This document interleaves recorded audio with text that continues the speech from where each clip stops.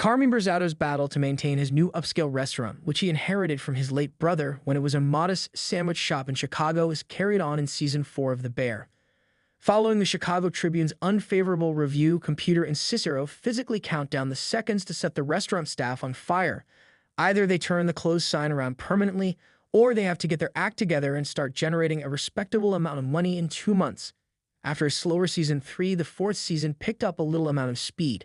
The 2 seasons are really parts 1 and 2 of a larger narrative about Sydney determining if the Bear is the right location for her as a leader, Carmy rediscovering and losing his love of cooking, and the rest of the team moving into the fine dining sector.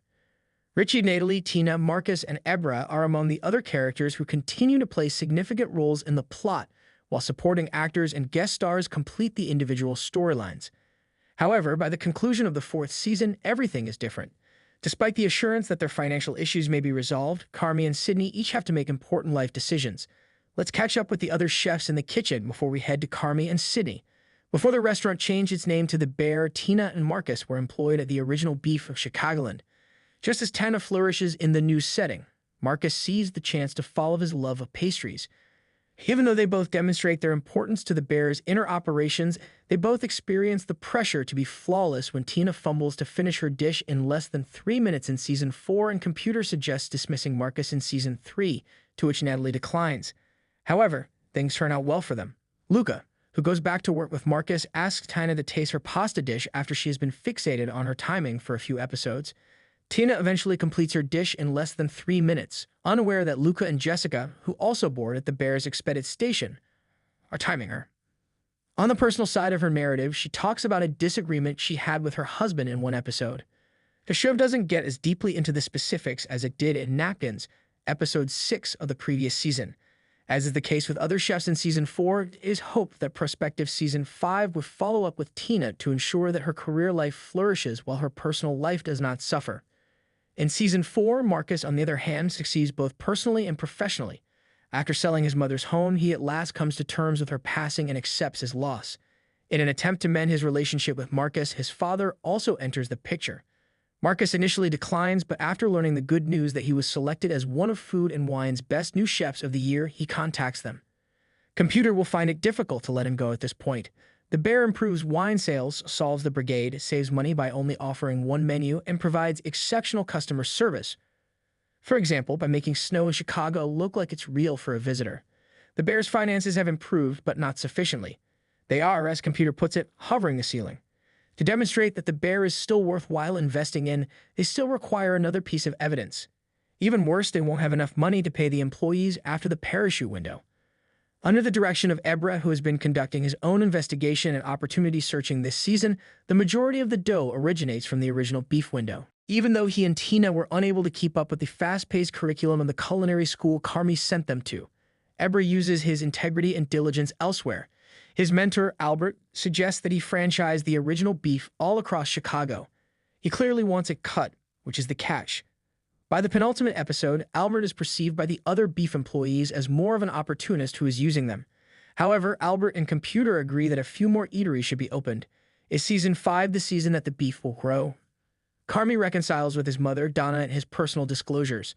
The highly regarded Season 2 episode Fishes, in which she has an emotional breakdown and drives a car through the kitchen, features flashbacks of their disagreement. After Donna assists their mother during labor, Natalie and their mother restore their friendship later in Season 3.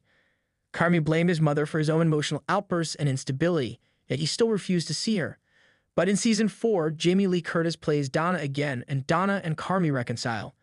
Later in the season, when he pays her a visit to return family photos, the topic of conversation shifts from her jokingly recalling the past to her accepting full responsibility for her faults.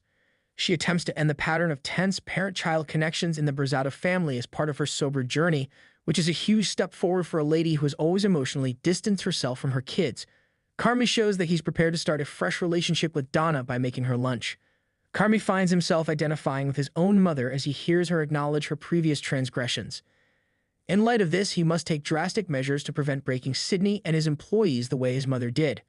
Carmy has inherited many of his mother's traits, both positive and negative, since the first season. Like her, he's strong-willed and an excellent cook, but he can also blow up after denying his nervousness for extended periods of time. His urge to make everything flawless no longer makes sense to him. and there have been far too many instances of him being a toxic presence in the restaurant. He accepts that he no longer enjoys being a chef and has only continued to do so since it is the only thing he has done since high school. He leaves the restaurant industry for the benefit of himself and everyone around him. But Sydney doesn't take this very well. She has been coping with her own personal problems, such as her dad's heart attack and her own panic attacks and nightmares. Because the bear is her family, she declines Shapiro's offer to head her own culinary line at his new eatery. Sydney believes that her partner is not betraying her. It is her pal who is betraying her. In character, Richie responds in a really terrible way.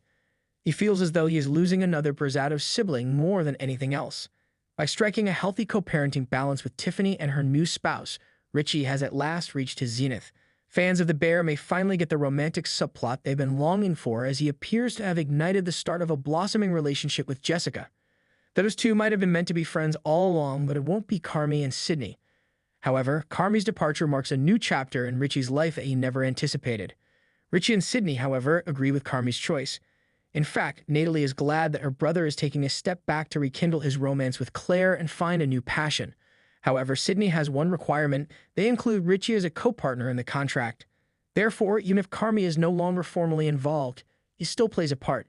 Before he permanently departs, he pledges to assist them in paying off their debt, which paved the way for a new season in which Jeremy Allen White remains. It could indicate that Sydney is now assuming a more prominent role in the restaurant and television industries.